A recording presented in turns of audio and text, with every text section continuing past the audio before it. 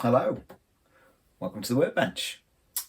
We're not going to be talking about these Teleclean 009 models, lovely as they are.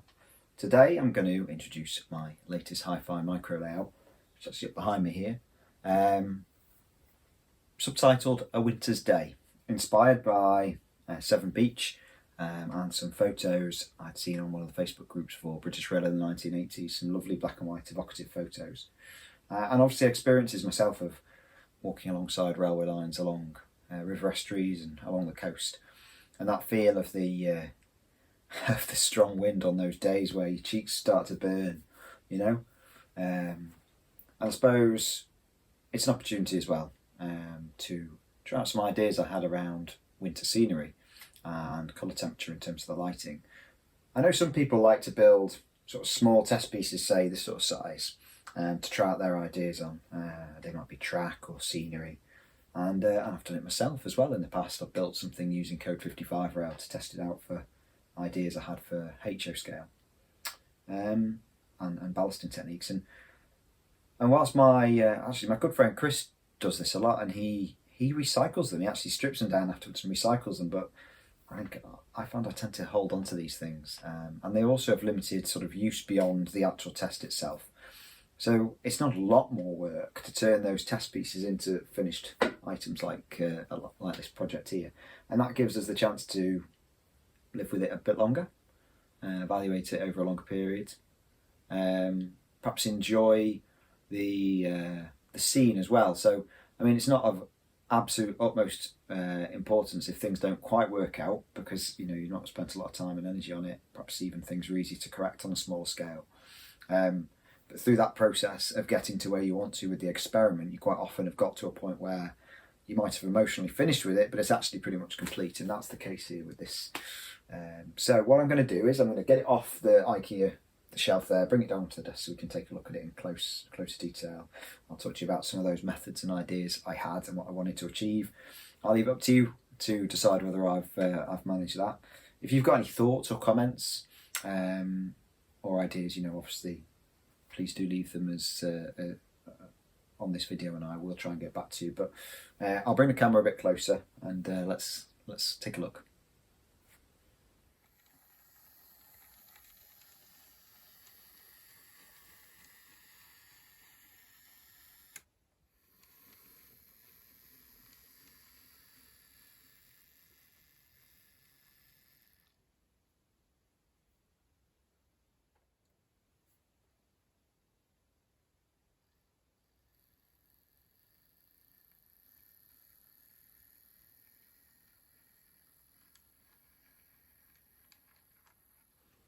So I've got the layout casework now out off the shelf and down onto the bench, just to give you an idea of size. It's 55 centimetres long. The box is just over 12 centimetres tall. The scenic depth is about 9 centimetres. I think the overall depth is about 10 centimetres. It really is quite surprising how much space you can evoke in such a small space, especially with N-gauge. Basic construction, we've got 6mm MDF for the base and for the wings, and for this the front of the lid, and obviously the ends. The back and the top are made from just hardboard. I use a hardboard that's white on one side, so you've got the rough surface on the top that I've painted grey. Inside we've got it white. Now, I don't know if you're going to be able to see this. I'll just move the camera up. So this was one of the first experiments. Now, looking at this strip, I don't know if the camera's going to pick it up, but a number of them, of the lights, seem bluer, or at least whiter perhaps to you. And that's because I've used a Tamiya paint over the natural white strip. So that's your normal natural white strip. I'll just put the camera back. Let me see if I can find the Tamiya paint. I thought it was at the back of my bench, so I could just give you a quick preview of it. Of course, I've put it away. I haven't. So here it is. It's Tamiya X23, which is clear blue.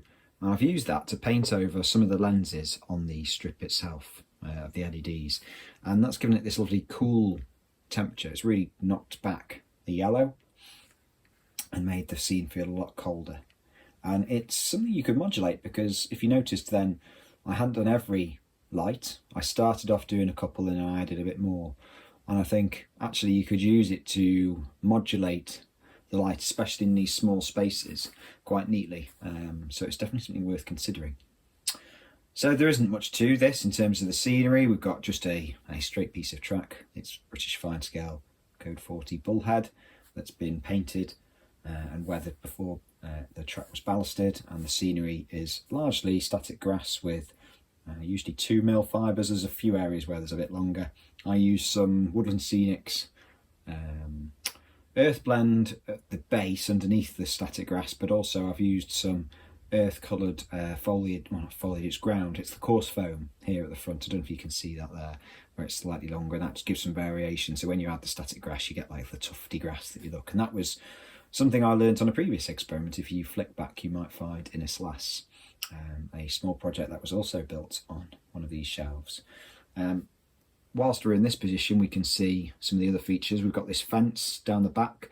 Rather than a series of fence posts, which you might see on some of my other projects, this is a post and wire fence. So we've got concrete posts separated or spaced further apart with the metal strips that would normally, they're not actually into the ground normally, they're obviously supported by the wires that are running in tension along the fence. Obviously in Engage I haven't got those wires in, so those the metal sort of spaces are actually poked into the ground. The posts are 1mm square to give you an idea of the size, and the wire is about 0.4mm brass rod. The platform is 40 thou styrene or 1mm styrene for the deck, and then various plastic sections from the evergreen range used to make up the railings and supports. The back scene is a photo back scene, a sky from the ID back scenes range, moody, overcast, and this bottom section which shows the hills of Wales actually. And this is taken from the English side of the real Severn estuary, and all I've done is knocked back the saturation and opacity on my graphics software and then printed it out and stuck that to the base, so making sure I still had that little sliver of river. So as you'll see in some of the photos if you look on the blog, that really does place the layout quite nicely. And the other thing you can see here are my winter trees, which was, if the lighting was one of the experiments, winter trees were another one. And these are made from copper wire filament, but rather than using the 45 amp cable I tend to use for larger trees, this uses just standard 13 amp flex that you might find on discarded electrical items around the home as the basis. And whilst perhaps a little bit too uniform at the branch ends, the effect of the trees intertwined and overlapped has the exact feeling I wanted. I'm really pleased with how they've turned out. They've been a really big success. I'm looking forward to using them on a project that I'm sure I'll be able to share with you all soon. One of the other experiments was trying to give the feel of a very light dusting of snow or frost. I had a few ideas for this, and whilst I think it's been partially successful, I'm pleased with how it's turned out. I think there's perhaps more practice to be had with this. The platform itself was originally just painted with Humber 98, a nice sort of chocolate it's called, but it's sort of a grey brown, quite a good shade. I use it in a lot of my weathering work as a base colour to work from. That's been then sprayed, well actually the whole layout was sprayed. I lifted the lid up and used a white primer and sprayed across the whole layout from side to side. Very light dusting of spray, built it up a little bit denser on the platform surface itself. So that gave the sort of look that I was after in terms of the sort of slightly varied coverage. It certainly cooled down the temperature. It's also added a really nice tonal variation to these trees at the back. I don't know if you can see it there. And then I have added footprints, which are just stippled on using, I glued two pieces of styrene rod together. Now I'm going to guess it was about 0.5mm diameter, but it was just in my bits box. So I glued those together and then sliced it so that obviously I had a flat end with basically two round sections, and I used that to stipple on these footprints using a mix of Humber 31 and Humber 98. And the idea is you've got a path here, someone's walked up the platform, And then you've got a path from one end of the unit to the other, because it's for a DMU. I'll show you that in a second. So the driver's walked from one end to the other, the passenger's gone into the coach somewhere in the middle, and the guard's got out and checked everything's all right. He's had a word with the driver, and then he's got back in the guard's compartment. So that was the idea, the footprints, bringing that surface to life. But the result was still a little bit dead, so I finished things off with just I used some gloss lacquer. Not applied so thick that we've gone full gloss, but just enough to give it a sparkle. It's quite hard to photograph and even harder to show on video, but there's an ever so slight sheen to the surface, which does give it, at least to me, the feeling of that sort of slushy, very thin, slushy snow that you get, you know, where it's snowed and it's starting to melt. And I think that's very indicative of the area, of being close to a river estuary like this. This end of the layout, a bit like Wrexham, we've got the socket for the lighting and power for the controller, and then the controller, which is in a 5-pin socket. We've got a fiddlestick that just pulls out here, which is unlike I've learned from Wrexham, this is actually splined. So you got, well, splined, I don't know if that's quite the right word. It's got a spine anyway, so it's double thickness of 6mm MDF, and because I'm only ever using a single car DMU, it doesn't need to come out quite so far. So we pull that out, and then we've got a little fiddlestick of track here. Just, it's quite hard to do whilst filming. In fact, I might have to stop just for a second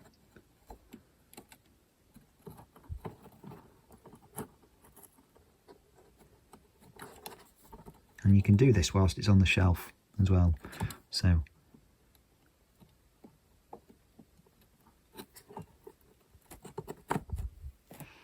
there we go. Obviously you don't want your controller cable hanging over. So on the end of here we've just got some fish plates, and I found actually that Pico Code 75 bullhead fish plates slide really nicely onto the Code 40 bullhead rail, a nice tight fit.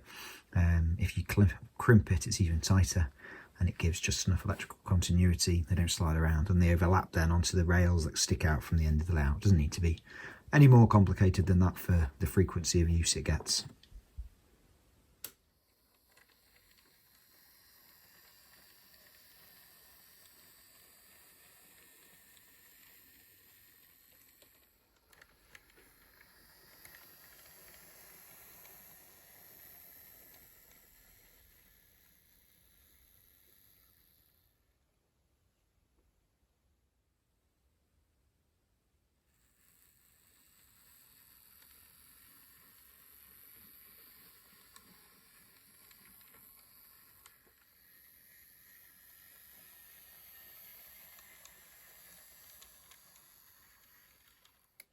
So, thanks for watching. I hope that was of interest.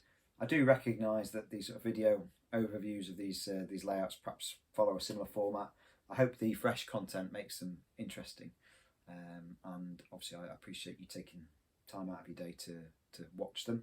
Hopefully you enjoy them and interact. You know, you're always welcome to leave thoughts, comments and things, and as I said at the beginning of the video, I do try and answer them all. If you're more interested in a bit more of the story about this, I have written about the project on my blog. I'll put the link on the video. I don't know about you, but every day at coffee time I like to sit down. Sometimes I'll look at a magazine or a book that's new to me here.